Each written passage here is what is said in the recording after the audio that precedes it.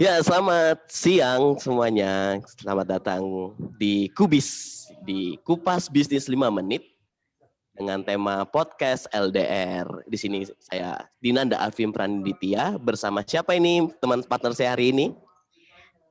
Nama saya Hesti Riani Anita.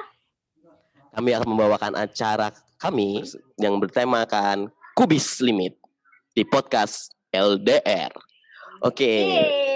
Yeay, mantap nih. Mantap. Oke, tema obrolan kita hari ini tuh sebenarnya tidak jauh-jauh banget dengan kondisi sekarang ya. Ini udah hampir 1 tahun ya, udah 1 tahun malah kayaknya kita menghadapi pandemi COVID-19. Nah, sebenarnya di era pandemi COVID-19 ini nih ada satu yang cukup berperan penting di lingkungan bisnis, yaitu tentang media sosial gitu kan. Nah, jadi memang tidak dapat dipungkiri lagi bahwa era digital saat ini kan benar-benar mengubah pola perilaku manusia nih, Mas Arvin. Jadi kayak kegiatan kita nih semakin dipermudah aja nih dengan kehadiran teknologi dan internet ya, salah satunya dengan sosial media ini. Dan tentu saja dengan adanya sosial media ini, perilaku manusia pasti berubah. Nah, dengan berubahnya pola perilaku manusia, otomatis juga mempengaruhi pola perilaku bisnis, yang dimana ini harusnya semua pelaku bisnis itu sudah harus aware dan sudah harus menyesuaikan.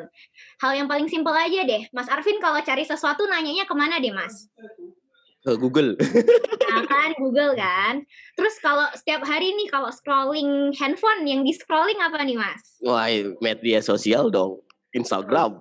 Oh, jelas ya, Instagram gitu. Berarti kan sebenarnya udah terbukti banget bahwa sekarang ini apa-apa internet, apa-apa Google lah, Instagram lah, Facebook lah gitu. Nah, jadi sekarang ini kita bakal memfokusin bagaimana sih menggunakan media sosial sebagai saluran yang cukup penting nih bagi UMKM maupun pelaku bisnis yang lainnya untuk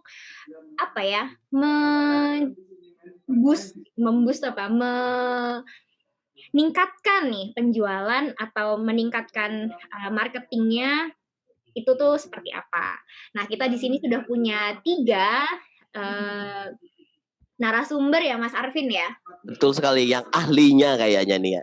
Oh ya, Terlihat tuh dari muka-mukanya ahli semua nih. UMKM kayaknya punya bisnis banyak di UMKM-nya. Apalagi itu yang namanya siapa ini? Muhammad Latifur Rahman. Coba lihat teman-teman tuh di belakangnya. Ada topi, ada kardus-kardus. Wah, kayaknya memang anak-anak UMKM banget ini. Ya kan? Benar nggak Mbak Nisa? Bener banget. Iya, bener banget. Ini brand lokal nih kayaknya nih, brand lokal. Iya, kayaknya brand lokal banget ini ya. Aduh. Iya, jadi kita tuh nggak salah mengundang mereka bertiga di podcast LDR kali ini ya. Memang benar-benar sesuai yang diharapkan buat yang mendengarkan nanti kan. Yang ahlinya semua ini nih. Oke, jadi kita punya 3 orang nih. Kebetulan beliau ini 3-tiganya adalah mahasiswa FEB UGM. Yang pertama di sini saya ingin memperkenalkan ada Mas Ilyas Ardi. Kemudian yang kedua, Pagi Mas. Kemudian yang kedua di sini ada Mas Latifur Rahman. Pagi Mas, Mbak. Pagi Mas, Mbak. Dan yang terakhir di sini ada Mbak Wanda Suci Utami nih. Ya, pagi semua. Oke, sudah siap Mas Mbak untuk sharingnya nih ke teman-teman pelaku UMKM? Insya Allah Mbak, siap. Siap. Siap. Oke, kalau gitu kita mulai dulu dengan Mas Ilyas nih. Iya. Oke, Mas Ilyas nih. Mas, kan tadi kita udah nyinggung soal media sosial nih Mas. Ada nggak sih tips atau tips dan trik gitu ya, biasanya tips dan trik. Gimana sih caranya memanfaatkan media sosial di era sekarang ini, Mas? Dan kenapa sih harus UMKM tuh harus pakai media sosial? Baik, Mbak. Kalau tips dan trik ya, saya simpel aja nih. Ada 2 nih. Yang pertama itu kalau kita mau menggunakan media sosial itu harus pertama mempelajari target market kita. Jadi sebelum melakukan posting di media sosial itu, penting bagi kita untuk mempelajari target pasar di media sosial untuk yaitu mengerti karakteristik target market yang kita tuju. Contohnya jenis kelamin, umur, media sosial apa yang mereka gunakan. Kemudian kita juga harus bisa membuat konten yang tepat sasaran untuk target market kita. Contohnya dengan memahami gaya bahasa, merek favorit, konten favorit, serta media sosial yang sering digunakan. Hal ini dapat dilakukan melalui riset sosial, juga bisa dengan menggunakan trial dan error untuk mengenal dan memahami karakteristik target market kita. Nah, dengan konten yang tepat, kemungkinan target market kita akan menyukai dan tertarik dengan konten kita. Dan semakin sering target market melihat konten yang kita posting, maka akan semakin besar kemungkinan target market untuk membeli produk kita. Nah, yang kedua itu kita harus membuat konten media sosial yang efektif. Karena konten media sosial yang efektif dapat membantu kita untuk menambah manfaat untuk pengikut kita, misalnya konten yang menghibur, memberi informasi penting, mengedukasi, ataupun memberikan tips. Yang kedua, kita harus memposisikan produk kita sesuai dengan target market. Dan lalu kita harus membangun interaksi dengan pelanggan, misalnya menjadi pelayan pelanggan dan menyelesaikan masalah mereka, ketimbang melakukan promosi ataupun yang sering tidak begitu menarik untuk mereka. Dan yang terakhir, kita harus selalu menambah jumlah pengikut kita. Jika target market suka, maka mereka akan semakin tertarik dan akan semakin banyak, otomatis akan semakin banyak jumlah pengikut dari media sosial yang kita gunakan. Seperti itu, Mbak. Terima kasih. Oke, tadi banyak sih sebenarnya poinnya. Oke, nanti kita coba recap ya. Tadi sebenarnya dari Mas Ilyas itu ada yang menarik sih sebenarnya. Ada konten yang tepat sasaran, konten yang efektif ya Mbak ya. Ya benar ya Mas Arvin ya. Coba deh kita tanya ke narasumber kita yang kedua nih, Mas Latifur. Untuk Mas Latif ini kalau misalnya gimana sih caranya supaya kita tuh punya UMKM tuh bisa bikin konten yang efektif, konten yang menarik tuh gimana sih Mas? Ada nggak sih tahapannya? Iya nih Mas, soalnya saya tambahin ini ya Mbak ya. Soalnya gini, ini kayak dia nih kayak apa di saat kondisi kayak gini kan PSBB nih banyak kehabisan ide kan gitu loh. Konten-kontennya gitu, PSBB pembatasan, terus mereka mau gimana nih UMKM selanjutnya? Di saat pandemi kayak gini, mereka pasti kan pendapatan mereka berkurang juga gitu. Menurut Mas Latifur gimana nih? Dalam dunia bisnis modern pada saat ini, pembuatan konten marketing yang menarik itu menjadi sesuatu yang mutlak diperlukan jika teman-teman di sini menginginkan kemajuan dalam bisnis yang teman-teman jalankan. Nah, melalui konten marketing yang menarik, teman-teman di sini bisa nih menciptakan hubungan yang kuat dengan para customer atau calon-calon customer, pelanggan potensial lah. Nah, ditambah lagi pada saat ini kan hampir semua aktivitas pemasaran ini difokuskan ke pemasaran digital atau digital marketing. Nah, di mana hal tersebut nanti akan terfokus pada konten-konten yang teman-teman tampilkan. Nah, untuk berhasil menarik perhatian target pasar, kira-kira konten seperti apa sih yang harus dibuat? Nah, cobalah untuk membuat konten promosi yang dibuat dengan menarik, sesuai dengan kebutuhan dan keinginan dari target pasar. Nah, untuk langkah-langkahnya sendiri, di dalam membuat konten yang efektif, yaitu tips dan trik dari saya yang pertama, buatlah konten dengan tema. Nah, di sini itu teman-teman bisa membuat konten dengan tema yang menarik atau sifatnya tematik seperti ketika tahun baru, Valentine, atau bulan Ramadan misalnya untuk umat muslim, atau Halloween. Jadi tema-temanya itu mengikuti tren yang sedang terjadi. Serta pastikan juga teman-teman di sini jangan mengikuti tren yang sifatnya negatif atau tren yang sifatnya tidak relevan, seperti kayak tren politik atau isu-isunya berhubungan dengan isu SARA. Nah, itu tolong dihindari. Nah, yang kedua yaitu ada fokus ke kualitas konten dibandingkan dengan kuantitas.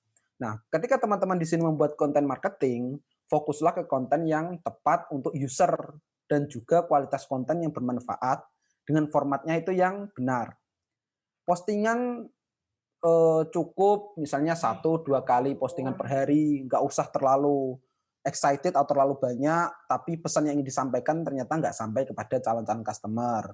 Nah, manfaatkan aplikasi untuk mengedit konten agar terlihat lebih menarik nih. Kira-kira apa sih yang customer ini harapkan dari konten-konten kita? Serta jangan lupa riset juga konten yang mengandung animasi, gambar maupun video kayaknya dalam tanda kutip di sini lebih disukai dibandingkan dengan konten yang sifatnya tulisan. Nah, yang ketiga yaitu ikut tren sosial yang terkenal di industri. di industri teman-teman jalankan. Jadi teman-teman di sini harus mencari tahu apa sih tren yang sedang berkembang pada era saat ini, yang sedang terkenal di kalangan target market teman-teman itu sendiri. Untuk mencari target tren sosial sendiri itu bisa mudah kok dicari di Google. Kemudian bisa teman-teman di sini membuat postingan yang membicarakan tentang tren sosial tersebut. Saya ambil contoh ya, terkait dengan itu, misalnya tren di kalangan anak muda adalah gaya hidup sehat misalnya. Maka untuk tipe bisnis makanan dan minuman, tonjolkan postingan mengenai makanan-makanan yang sifatnya organik. Serta yang terakhir yaitu jagalah hubungan baik dengan pelanggan. Ketika teman-teman di sini sudah memiliki konten yang tepat, konten yang menarik, tak lupa teman-teman di sini harus menjaganya. Jangan sampai customer yang udah teman-teman dapatkan ini ketika teman-teman nggak pandai untuk menjaga, dia malah pindah ke pesaing kita, misalnya ke kompetitor. Jadi untuk langkah-langkahnya yaitu misalnya mendahulukan merespon pelanggan yang sedang mengalami masalah. Kemudian respon pelanggan dengan cepat, sebaiknya di kisaran bawah waktu 1 jam. 1 jaman lah ketika teman-teman di sini ingin merespon pasar. Kemudian gunakan bahasa yang sopan dan melayani. Kemudian jangan pernah nih memberikan komentar negatif ke pelanggan, meskipun biasanya netizen Indonesia ini sifatnya kan julid kan ya. Biasanya dia komentarnya negatif, usahakan tetap memberikan komentar-komentar positif. Seperti Mantap. itu, Mbak Nisa dan Mas Arvin. Wah, detail banget nih. Mantap banget ini ilmunya kan. Menarik nih. Iya, sampai dia apa namanya Mas Latifur tuh ini ya, mungkin dia punya banyak pengalaman kali dengan pelanggannya ya. Bahkan di sosial media pun tuh juga ada etikanya gitu. Bagaimana caranya kita memperlakukan pelanggan.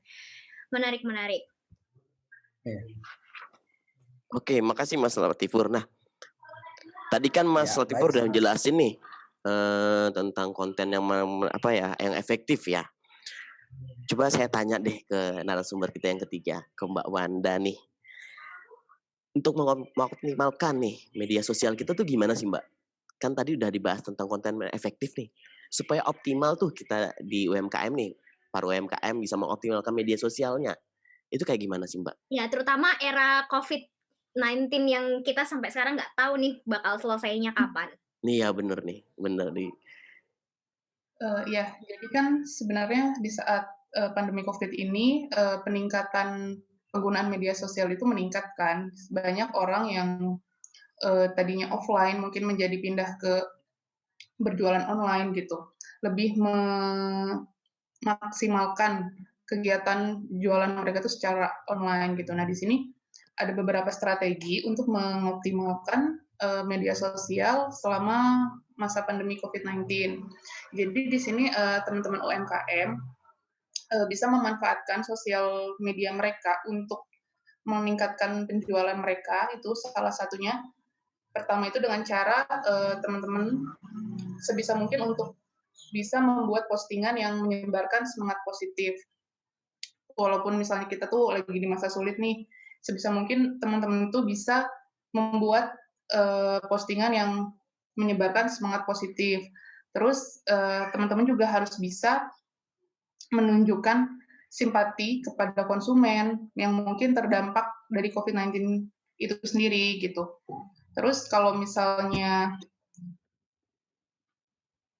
postingan di media sosial itu, teman-teman harus bisa menjadwalkan postingan konten itu secara teratur gitu. Jadi sebisa mungkin itu diperbaharui, jangan terlalu lama untuk nggak posting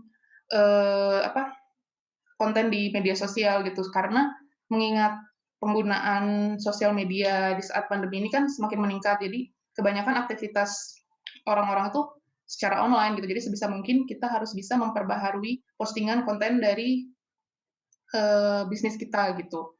Terus selanjutnya itu gimana caranya kita untuk bisa mempermudah konsumen untuk berinteraksi dengan kita gitu. Jadi sebisa mungkin sediakan media sosial yang mungkin itu bisa mempermudah konsumen dalam berinteraksi dengan kita, misalnya WhatsApp atau misalnya di Instagram yang benar-benar simple gitu. Lalu selanjutnya pastikan juga teman-teman aktif dalam menjawab komentar-komentar dari konsumen di media sosial gitu, sehingga mereka merasa bisa mendapatkan feedback nih, atau misalnya dapat pengetahuan yang mereka sebenarnya pengen tahu. Jadi mereka tuh lebih tahu akan apa sih, misalnya dia mempertanyakan tentang produk, atau misalnya detail dari produk itu gimana. Jadi sebisa mungkin tuh kita menjawab, merespon konsumen itu di media sosial. Maka dari itu, pastikan media sosial yang kita punya juga bisa mempermudah dan menyediakan informasi yang lengkap gitu di profilnya, misalnya di Instagram atau misalnya di WhatsApp gitu. Jadi itu sangat informatif buat teman-teman, buat para konsumennya gitu maksudnya. Seperti itu sih kurang lebih. Wah, terima kasih banget nih Mbak Wanda. Kayak menarik ya pembahasan dari 3 pemateri kita hari ini ya, Nis ya. Benar banget. Seru banget ini. Kalau misalnya tadi dibolehkan nih ya teman-teman, saya merangkum itu kan tentang podcast kita ini hari ini. Yang pertama itu tentang membuat konten yang efektif. Terus dan itu ternyata nggak cuma konten yang efektif, tapi harus kita sesuaikan dengan target market kita gitu kan. Betul. Setelah UMKM, teman-teman UMKM yang mendengarkan podcast ini, setelah tahu target marketnya, terus mereka harus bikin konten marketingnya.